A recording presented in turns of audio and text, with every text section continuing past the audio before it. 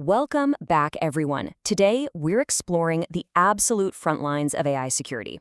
And, if you've been tracking the explosive rise of large language models, you already know the landscape is moving incredibly fast, but so are the risks. In this explainer, we're tackling a dual threat. We're going to look at how to secure the fundamental architecture of the machine itself, and, just as importantly, how to secure the workflows of the human developers actually using them. These are really the two pillars of AI security you simply cannot afford to ignore. I mean, it's a terrifying reality to consider, isn't it? Think about it. You spend hours crafting the perfect system prompt, setting up safety guidelines, and establishing these strict guardrails. But what actually happens when the AI just ignores your instructions entirely because an attacker told it to? Well, this leads us to a critical vulnerability known as the confused deputy problem. See, the AI has the authority, it has the tools to take action, but because it can't reliably separate your trusted instructions from untrusted data, it gets easily manipulated into doing the attacker's bidding. Just like that. Okay, let's dive right into this. Here's our roadmap for today. First up, the core AI vulnerability. Then, threat 1, prompt injection. After that, we'll cover the defense and depth strategy, before pivoting to threat 2, which is vibe coding. And finally, we'll wrap up with securing the whole AI pipeline. Let's get going. To truly understand this problem, we've got to look under the hood for a second. All the frontier models today, like GPT-4, Claude, Gemini, they're all built on the transformer architecture. And this brilliantly illustrates the fundamental mechanism at play here, self-attention. Basically, the model computes a relationship between every single token in its context window. It's looking at all the text at once just to predict the next word. But, and here's the critical security catch, the attention mechanism treats all tokens exactly the same. It literally does not differentiate between the strict instructions you wrote and the random data a user inputted. Now, in traditional software, we have a strict separation between code and data, right? If a user types an SQL command into a username field, the database knows, hey, that's just data. But large language models, they're more like a giant blender. They dangerously mash everything together without any real trust boundary. Your highly trusted system prompts and completely untrusted user data, they all go into the exact same mix. To the model, it's all just tokens in a sequence. And that architectural reality brings us directly to our first major threat, prompt injection. Now, it is absolutely vital to understand that prompt injection is not just some simple software bug that you can patch with a quick update. No, it's considered the most critical risk in AI right now, precisely because it exploits that fundamental lack of separation between instructions and data. The attacker uses carefully crafted language to literally override the model's intended behavior and completely hijack its output. So, there are really two main flavors of this attack. First, you've got direct prompt injection. That's when the attacker interacts head-on with the model, literally telling it to ignore all previous instructions. But then there's indirect prompt injection, which is far more stealthy. Here, the malicious instructions are embedded in external content, maybe a web page the AI is summarizing, or a document in a retrieval-augmented generation or RAG pipeline. The attacker never interacts with the model directly, they just poison its food source. And this leads right back to that confused deputy problem we talked about earlier, where the AI uses its legitimate permissions to blindly execute the attacker's hidden commands. Because of this complexity, no single fix is going to save us here. If we consult the official OASP Top 10 framework for large language model applications, we see prompt injection sitting right there at the #1 spot. The framework makes it abundantly clear. Because we are dealing with a core structural flaw, no single defense layer is sufficient on its own. Honestly, if you rely solely on one method to stop these attacks, you are going to get breached. We have to pivot away from looking for a magic silver bullet and instead build a comprehensive system of overlapping security controls. And this is exactly where defense in depth comes in. Think of it like the classic Swiss cheese model. Every defense layer has holes, but if you stack enough different layers together, the holes don't align, and the threat gets blocked. We need structural prompt design using strict delimiters, we need dedicated input and output guardrails, advanced techniques like perplexity filtering, strict privilege restrictions, system prompt hardening, and real-time monitoring looking for token anomalies. Let's break a few of these down to see how they work. Now, what's really interesting about this setup is the critical architectural difference between input and output guardrails. Input guardrails catch malicious requests before they ever reach the model. They act as the bouncer at the door, basically, classifying and filtering for prompt injection.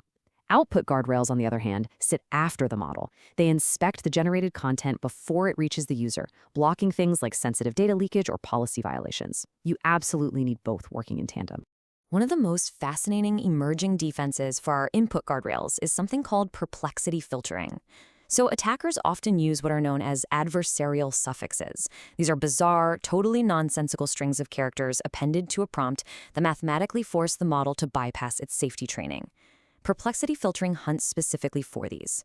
It analyzes the input and flags token sequences that are statistically highly unusual, meaning they have high perplexity, and blocks them before they can even try to trick the model. All of this guardrail architecture ties directly back into prompt hardening. Hardening your prompts essentially means designing them to resist manipulation right from the start, establishing a clear instruction hierarchy and strictly defining what the model should not do. But here is the harsh reality we have to face. You must always assume your system prompt will eventually be extracted by a determined attacker. Because we assume prompts can and will be extracted, the golden rule of prompt hardening is simple. Never, ever embed secrets like API keys or database credentials directly into the prompt. Instead, use canary tokens to alert your security team the moment a prompt gets leaked. But beyond the prompt itself, we really must strictly enforce the principle of least privilege. Just minimize the tools granted to the model. And crucially, if your app has high-impact capabilities, like making payments or deleting data, you must implement a human in the loop. The AI should absolutely never be allowed to execute those kinds of actions without explicit, real-world human approval. Okay, so we've spent a lot of time on the architecture of the machine, but now we need to pivot to the human process. AI coding assistants like GitHub Copilot are totally revolutionizing how we build software, right? They're integrated directly into our IDEs, constantly suggesting code completions. They offer unbelievable productivity boosts. But they're also the gateway to our second catastrophic threat. See, these models are trained on vast amounts of public code, which inevitably includes known vulnerabilities and outdated, deprecated patterns. And this brings us to a really concerning phenomenon known as vibe coding. Vibe coding happens when a developer accepts an AI-generated block of code simply because it has the right vibe. It looks correct, it compiles, maybe it passes some basic unit tests. But the developer hasn't actually taken the time to deeply understand the underlying logic. This is incredibly dangerous. You could so easily be inheriting a severe vulnerability, like an SQL injection flaw or an insecure deserialization bug, straight from the AI's public training data right into your production code base. At the very heart of vibe coding is a fundamental human vulnerability: over-reliance. Large language models are literally designed to sound authoritative and confident, even when they are completely hallucinating or suggesting totally insecure code. When developers blindly trust this confident presentation and prioritize the machine's logic over their own human judgment, they create a massive insider risk. The tool is no longer an assistant at that point. It becomes an unchecked liability. Looking back at the OWASP documentation, we actually see over-reliance explicitly listed alongside excessive agency as a critical risk. When you combine an AI agent that has excessive agency, meaning the ability to take actions autonomously, with a developer who is totally over-reliant on the AI's output, you have a perfect recipe for disaster.